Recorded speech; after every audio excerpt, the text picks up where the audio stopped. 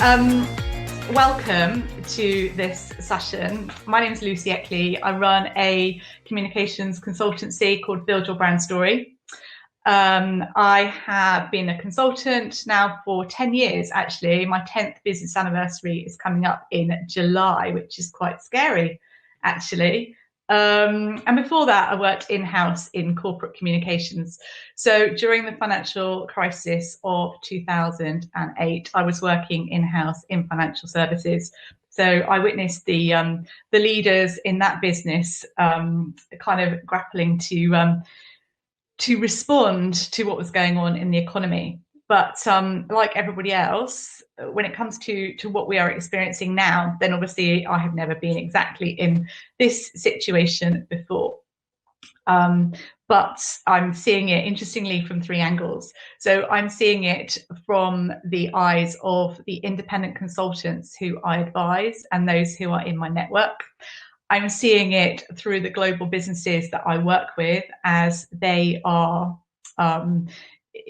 continuing to try and do business as near normal as possible whilst adapting, and in some cases doing some quite whole scale transformation of a business. And then I'm experiencing it myself as a consultant for the first time, going through some real economic uncertainty, because I set up my business shortly after the last recession. So obviously some consultants have seen their client projects literally vanish overnight. Others have never been busier. So some HR consultants, some communications consultants, for example, really super busy. And of course, there are lots of people who are somewhere in between. What's going to happen as we move through this? So we're starting to ease lockdown now. What's going to happen to the consulting industry? What's going to happen in the economy? We don't know.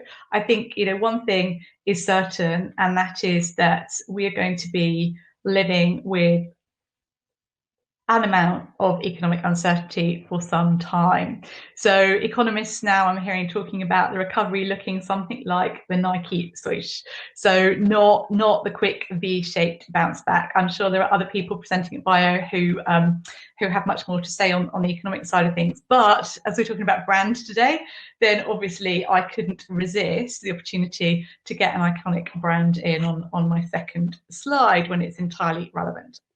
So what does this mean for us as consultants? It means that we need to be more on the case than ever about managing our cash and knowing where our next revenue is coming from. But also what's going to happen with the trends around how we need to deliver. So what is the future of the office going to be? So we're starting to see people return gradually to an office when they need to. But there are already some big companies who are suggesting that they may not go back to the office in quite the same way as they did before. So what does that mean for us? Will we still be expected to go to client offices to meet stakeholders, to deliver pitches, to deliver our consulting services? And what about business travel? So in February, just before lockdown happened pretty much, I did a flying visit to the US. I left Oxfordshire on a Monday lunchtime, went to 3 days of meetings, and was back here by Friday lunchtime. Now, I can't see myself or anybody else doing that anytime soon. So when it comes to delivering services, I think remote delivery is here for the foreseeable future. But as always, there will be opportunities for consultants amongst this change. And the ones that will benefit will be the ones that are strategic, so know what they want to achieve, see opportunities, and know how or figure out how to take advantage of them.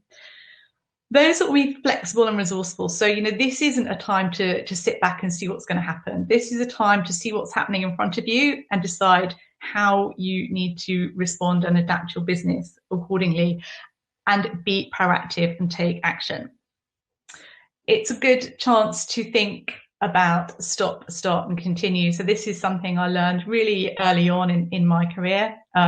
Great way of reviewing a project, but it's also a great way of reviewing how you need to move forward. So what in your consulting business do you need to stop doing right now? What do you need to start doing that you're not already doing? And what's working just fine and can continue as it was before we entered into the pandemic and the economic uncertainty. So my plan for the next probably 10-12 minutes or so is to share with you some very practical steps. So if you've been to any of my things before, you know that I'm not all about the detailed slides or the detailed examples or facts. I'm really about sharing simple practical steps that will make you think and give you some action, simple steps that you can take away, and one or two things that I'd love to inspire you or motivate you to put into practice at the end of this. But then I'd also love to have some time for questions and discussion at the end. So please do pop any of your questions as I go along in the chat box, and I will come to them at the end. So resilient. I think recently it's come in for a bit of criticism over the last few years as quite an overused word in business, and it's sometimes been a bit of a cover up for suggesting that by being resilient, actually you just need to do more work. You need to take whatever comes your way and deal with it. But I think in this case, I'm using it in a totally justified scenario, and I think for once it is truly called for. Being able to withstand or recover quickly from difficult conditions, and that's absolutely what we all need to be doing at the moment. So how can you build a brand in your consulting business that enables you to do that? And I think it starts with looking after your existing clients. So when things are changing, it can be really tempting to say, oh goodness, where is my new revenue coming from? What do I need to do that's new? Where do I need to go and start chasing new clients? But actually, the quality of your work as a consultant is inseparable from you as an individual, and it's a really core part of your brand. So doing great work for your existing clients is a really tangible way to demonstrate your value, to build your reputation. So before you start looking for those new opportunities, you need to focus on your existing clients for a whole load of reasons. Protect your existing revenue, maintain your margins. So everyone's business model is different, but I think we all know that pitching to, onboarding new clients costs us an awful lot more time and therefore an awful lot more profit than continuing to work with your existing clients. So it means doing really, really top-notch work, making sure that your existing projects continue. You don't put any of those in, at risk, and being proactive.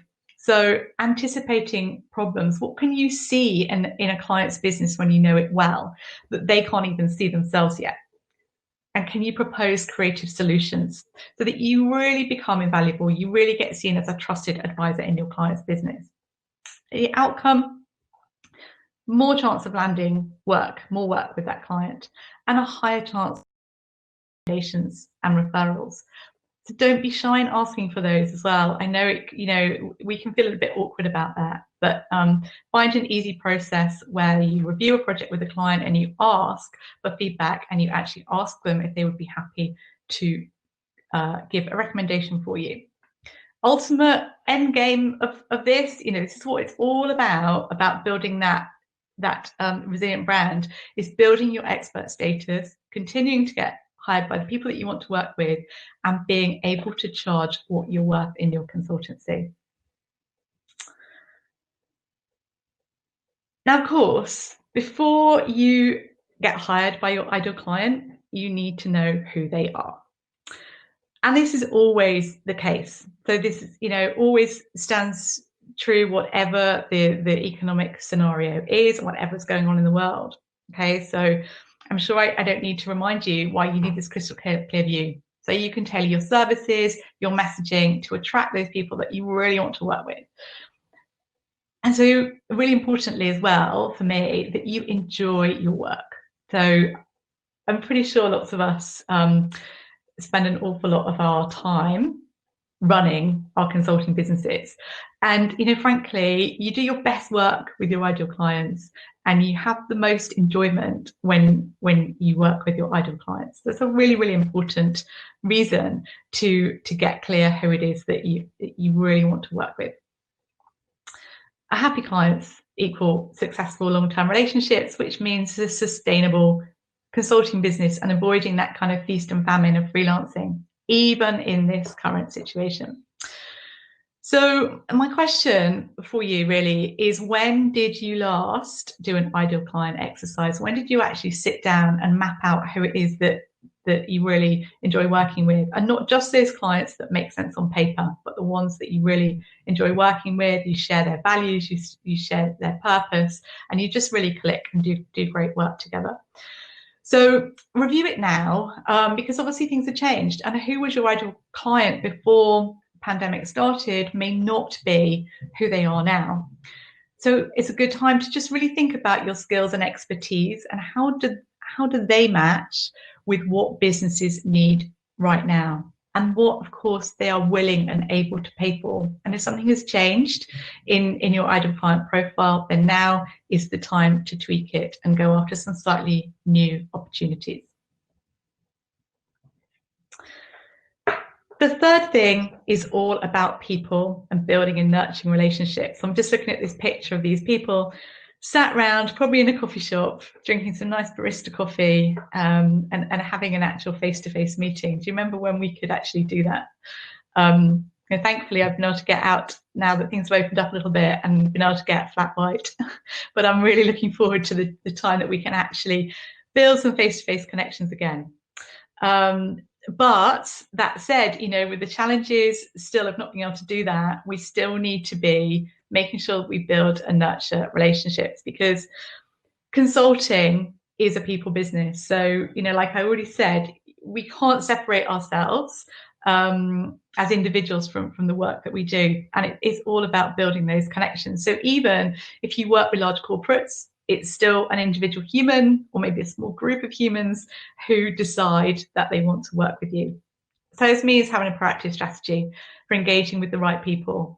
Even now, when there's lots going on, it's more important than ever to build connections with senior stakeholders in a business who will hire you, maybe their previous clients, bosses, colleagues that you have worked with, but also building relationships, nurturing those relationships with other consultants, whether they're in your industry or whether they do something similar to you. Just, for support, but also for opportunities and also collaboration. So there might be opportunities that are coming out of our current situation that you can't cope with on your own. You don't have the expertise to work with the client on your own, but by teaming up with somebody else, you may be able to take advantage of that. Purpose, obviously, is to be top of mind with your ideal client when they need somebody with your expertise. But I think, for me, it's about more than that at the moment. It's just about that human to human contact, which is important, I think, just for keeping normality going in our business and our life, and also just, for mental health, really checking in with other people and having normal conversations with people.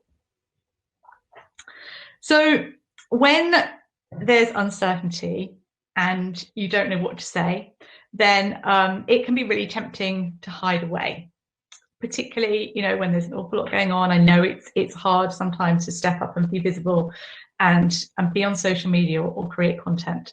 But actually, these are the times when actually you really do need to make sure that you stay visible. But I think we are sometimes over-ambitious and we're hard on ourselves. We think we have got to be everywhere on all the platforms. And if you're running a business on your own, that is simply not possible. Time is your most precious resource. So it's about being strategic. It's about finding out where your ideal clients are. So if you're working in the B2B space, then those clients are probably on LinkedIn. And at the moment, it's about going to the right events as well, being seen in the right places online at the moment. So attending things like Bio. And when it comes to what to create, what to share, I think lots of my clients were struggling with this when the pandemic kicked off, because nobody knew quite what to share, what's appropriate. Should they be sharing messages about what they do? Should they seem to be selling? Thankfully, I think things have changed a little bit over the last few weeks, but the message is always the same, is listen. So start with your audience, start with what your clients need, and then create quality content, useful resources that will help them. Whether your thing is writing and you prefer to blog, whether you like to speak to video, whether you hate being on camera but you like talking, so you can use audio. Or take part in events like this, all of these things when you're basically showing your expertise without having to call yourself an expert. And that's the kind of thing that my clients always cringe. They say, I want to show that I'm an expert, but I don't want to call myself it. So show them, not tell. And it's a great time to look at your about page on your website, your LinkedIn profile, and adapt them to the current scenario. So what relevant skills do you have that are in demand at the moment, but you are not currently putting at the forefront on your profiles? It could be crisis comms, it could be online facilitation, it could be you're an expert in remote working, or you're maybe an expert in helping employees with mental health. And the final point is really about how we choose to react to the situation that we're in. And sometimes the old quotes are the best. I don't know how old this quote is now, but it's still true, isn't it? It's about even when there is an awful lot going on, we can still choose how we react to it. And I'm not an expert in this field at all, but I know from my experience that things change when I decide that I'm going to actually tackle something with a positive angle. So actively review the goals you set at the beginning of the year, set some specific targets, revise ones for the second half of the year if necessary, and know how you're going to achieve them. Explore how you can translate your experience to new sectors if necessary, and how can you deliver in different ways. So online, for example. But mindset also, I think, relies on getting the right support, especially when we are in slightly different circumstances now. The going to the right events, whether they're industry events or local events. If you can't find a group that works for you, maybe you can even set one up. That's what I did when I discovered there were no networking groups. Would you believe it? Of all the groups in Oxfordshire, there was nothing specifically for consultants working in the B2B space. So I set one up. So we'd love to see you if you're in and around Oxford at the Oxford Independent Consultants Meetup events. Drop me a line if you're interested in those. And of course, you can also get support from a coach, a mentor, a mastermind group, co-working, or something simple as like an accountability buddy. And the important thing really is about finding the right option or combination of options that really work for you. So to summarize, how can you build a resilient brand right now? It's all about looking after your existing clients. So what can you find today to do to really remind a client of the value that you bring to their business? Checking if your ideal client has changed during all this current scenario. Where do you need to pivot? What are the new opportunities? Who can you connect with or reconnect with to really build and nurture a strong relationship? What tweaks can you make to the way that you show up online? How can you be relevant and visible? And just choosing to be positive and proactive. So where can you go to get the support that you need to keep moving forward?